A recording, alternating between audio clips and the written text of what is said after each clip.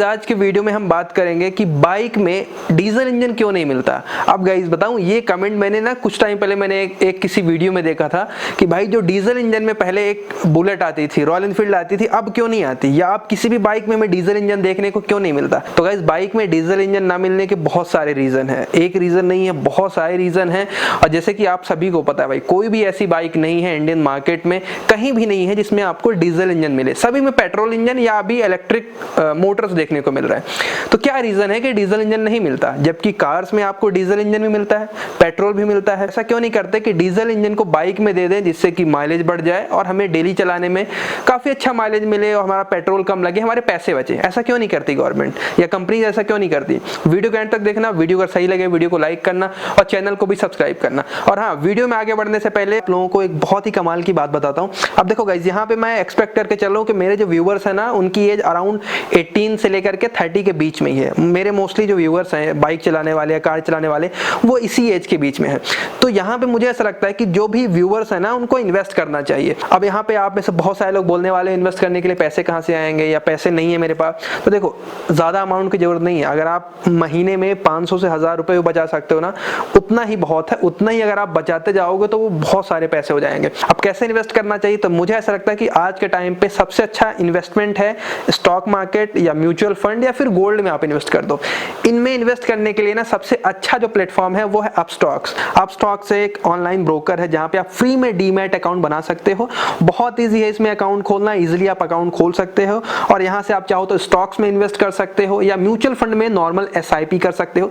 महीने के 500 से 1000 रुपए आप डिपॉजिट करके एक बहुत बड़ी वेल्थ क्रिएट कर सकते हो फ्यूचर में, 5 से 10 साल बाद, या जितना भी आपका जो भी आपका फाइनेंशियल गोल हो फ्यूचर में। अब अपस्टॉक इतना अच्छा क्यों है, मैं ऐसा इसलिए बोल रहा हूं क्योंकि अपस्टॉक्स में रतन टाटा ने खुद ने इन्वेस्ट करके रखा है। यहाँ पे अपस्टॉक को डाउनलोड करने की लिंक डिस्क्रिप्शन में है। फ्री में डीमैट अकाउंट खोल सकते हो, कोई भी पैसा नहीं लगता। जहां पे आप देखो दूसरे प्लेटफॉर्म भी है मार्केट में जो कि आपको डीमैट अकाउंट खोलने के लिए 300 या 500 रुपए चार्ज करते हैं। यहाँ पे आप फ्री में खोलो, सिंपली आप चाहो तो स्टॉक्स खरीद के उसको लॉन्ग टर्म के लिए होल्ड कर दो या म्यूचुअल फंड में इन्वेस्टमेंट करो। एसआईपी कर सकते हो या नॉर्मली आप लमसम अमाउंट से भी इन्वेस्टमेंट स्टार्ट कर सकते हो। यहाँ पे मैंने 4-5 रीजन पॉइंट वाइज मैंने नोट किए हैं, वही मैं आपको बताने वाला हूँ। तो पहला रीजन ये है गाइस कि पेट्रोल इंजन का जो कंप्रेशन रेशियो होता है ना, वो होता है 10:1 से लेकर के अराउंड 35.5:1 तक।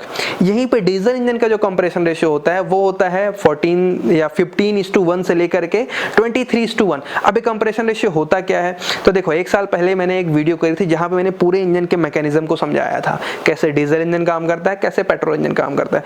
वो वीडियो की लिंक आई बटन में है, तो वहां से आप देख लेना। फिर भी मैं आपको बताऊं तो देखो क्या होता है कि इंजन में ना सिलेंडर होता है, उसके अंदर पिस्टन मूव होता है, बीडीसी से लेकर के टीडीसी के बीच में मूव होता है। ऐसे ऐसे मान लो वर्टिकल सिलेंडर है तो ऐसे से मूव हो रहा है। तो जब पिस्टन बीडीसी पे है उस टाइम क्या एरिया है पूरे सिलेंडर के अंदर का, और उसके बाद जब पिस्टन टीडीसी पे है तो उस टाइम क्या एरिया बन रहा है, इन दोनों का जब रेशियो लेते हैं तब निकलता है कंप्रेशन रेशियो। अब डीजल इंजन में कंप्रेशन रेशियो ज्यादा होने के रीजन ये है कि डीजल इंजन का जो मैकेनिज्म है ना काम करने का, वो अलग है, पेट्रोल का अलग है। जैसे कि पेट्रोल में क्या होता है कि आग लगाने के लिए स्पार्क प्लग होता है, स्पार्क प्लग से आग लगती है, एयर फ्यूल का मिक्सचर कंप्रेस होता है, फिर स्पार्क प्लग उसमें आग लगाता है और आपका काम होता है। लेकिन डीजल इंजन में क्या होता है, एयर कंप्रेस होती है और उसमें डीजल डाला जाता है, डीजल के ड्रॉप होती है और फिर वो बर्न होता है। मतलब कोई भी एक्सटर्नल सोर्स नहीं है उसको बर्न करने के लिए। तो इसीलिए हमें डीजल में ज्यादा कंप्रेशन रेशियो की जरूरत पड़ती है। मतलब हमें एयर को ज्यादा कंप्रेस करना पड़ता है, जिससे उसका प्रेशर इतना ज्यादा हो जाए कि जैसे ही उसमें हम डीजल की ड्रॉप डालें तो वो बर्न हो जाए। तो ये आपको सिंपल सा मैकेनिज्म समझ आ गया। ज्यादा डिटेल में समझना है तो वीडियो आप देख लेना, ज्यादा आपको समझने की जरूरत नहीं है इस वीडियो में। तो गाइस, इससे होता क्या है कि डीजल में ज्यादा कंप्रेशन रेशियो है तो इसका मतलब जो आपका पिस्टन है ना वो ज्यादा ट्रैवल करेगा। इससे क्या होता है ना, साइज बड़ी हो जाती है, हर चीज की साइज बड़ी करनी पड़ती है। इसलिए आप देखना जितने भी डीजल इंजन होंगे ना वो बल्कि रहेंगे। तो पहली बात, अगर बल्कि साइज है तो हमें बाइक में माउंट करना इजी नहीं होगा, वो काफी बल्कि लगेगा। तो पहला रीजन तो ये हो गया डीजल इंजन ना होने का। सेकेंड रीजन ये है कि गाइस देखो क्या होता है, जब पिस्टन मूव होता है ना तो जितना ज्यादा वो ट्रैवल करेगा ना उतना ज्यादा वो नॉइज प्रोड्यूस करेगा और उतनी ज्यादा वाइब्रेशन प्रोड्यूस करेगा।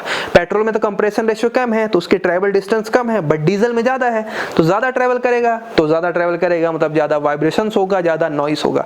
अब देखो, अगर आप बाइक में डीजल इंजन दे दिया ज़्यादा वाइब्रेशन होगा तो आपके हैंडल में वाइब्रेशन फील होगा, तो आपकी जो राइड की क्वालिटी है वो इफेक्ट होगी, ठीक है। आपको वाइब्रेशन फील होता रहेगा, नॉइज ज़्यादा आएगी तो वो भी अनोइंग होगा। तो आपकी जो स्मूथनेस है ना जब आप पेट्रोल बाइक चलाते हो तो वो नहीं रहेगी। आप पुरानी डीजल चला के देखना, डीजल जो बुलेट आती थी कितनी वाइब्रेट करती थी। तो अभी वो मतलब प्रैक्टिकल है ही नहीं कि डीजल इंजन लगा दिया जाए, और मतलब ऐसा नहीं है कि आप उसको कैसे भी करके मैनेज कर पाओगे। जो पूरा चैसी है बाइक का, जो भी फ्रेम है, वो पूरे इंजन के वाइब्रेशन को हैंडल नहीं कर पाएगा। अगर आपको सेम पावर आउटपुट चाहिए तो एग्जांपल लेते हैं, अगर आपको ना 25 bhp का पेट्रोल इंजन चाहिए तो आप आराम से 200 सीसी में निकाल सकते हो। यहीं पे डीजल इंजन में आप लगाओगे तो बल्कि इंजन हो जाएगा, फिर उसको हैंडल कर पाना उतने ही पावर आउटपुट के लिए ईजी नहीं होगा। तो सेकंड रीजन तो ये हो गया। थर्ड रीजन ये कि जब मैंने बताया ना जैसे कि एयर कंप्रेस होती है, अब जब एयर कंप्रेस होती है तो मैक्सिमम यहाँ पे कंप्रेशन रेशियो है, मतलब ज्यादा कंप्रेस हो रही है। अब जब ज्यादा कंप्रेस हो रही है तो ज्यादा प्रेशर क्रिएट होगा, ज्यादा प्रेशर होगा तो मतलब ज्यादा हीट प्रोड्यूस होगी। तो यहाँ पे डीजल इंजन जो होता है ज्यादा हीट करता है जब, तो उसको ना कूल करने के लिए एक मॉडर्न रेडिएटर चाहिए या मॉडर्न टेक्नोलॉजी चाहिए, जो कि बाइक में प्लेस करना ईजी नहीं होगा। क्योंकि आप देखना जो अपने इंडिया में नॉर्मल कंप्यूटर सेगमेंट की बाइक है उसमें नॉर्मल एयर कूलिंग से भी काम हो जाता है, कोई भी रेडिएटर लगाने की जरूरत नहीं पड़ती। लेकिन यहीं पे अगर डीजल इंजन लगाओगे तो एक एक्सटर्नल रेडिएटर की जरूरत जरूर पड़ेगी, तो फिर और बल्कि हो जाएगा इंजन, जो कि पॉसिबल ही नहीं है। आप सोचो ना, इंजन भी बल्कि है, साथ में आपने रेडिएटर भी लगा दिया बड़ा सा, तो वो नॉर्मल कंप्यूटर सेगमेंट में पॉसिबल ही नहीं रहेगा। तो ये 3 रीजन तो कंप्रेशन रेशियो से ही निकल के आते हैं। यहाँ पे फोर्थ रीजन ये है कि डीजल इंजन जो होता है ना उसकी ट्यूनिंग दूसरे तरीके से होती है, मतलब वो लो आरपीएम पे आपको टॉर्क अच्छा देता है। टॉर्क तो आपको अच्छा दे देगा बट वो आपको पावर अच्छा नहीं देगा। अगर मैं सेम इंजन कैपेसिटी की बात कर रहा हूँ तो उसका नुकसान ये होगा बाइक में कि बाइक में हमें क्या चाहिए, बाइक अच्छी हो, पिकअप अच्छी पकड़े, स्पीड अच्छी पकड़े, जो कि डीजल इंजन में पॉसिबल नहीं है। डीजल इंजन हमेशा आपको टॉर्क अच्छा देता है, पावर कम देता है, तो वो ज़्यादा कन्वीनियंट नहीं रहेगा। आपको रेस करना है, फॉर एग्जाम्पल ड्यूक 200 है, इमीडिएट पिकअप पड़ती है, अब डीजल इंजन दे दिया, पिकअप ही नहीं ले रही है, टॉप स्पीड ही नहीं पकड़ रही, तो वो दिक्कत हो जाएगी।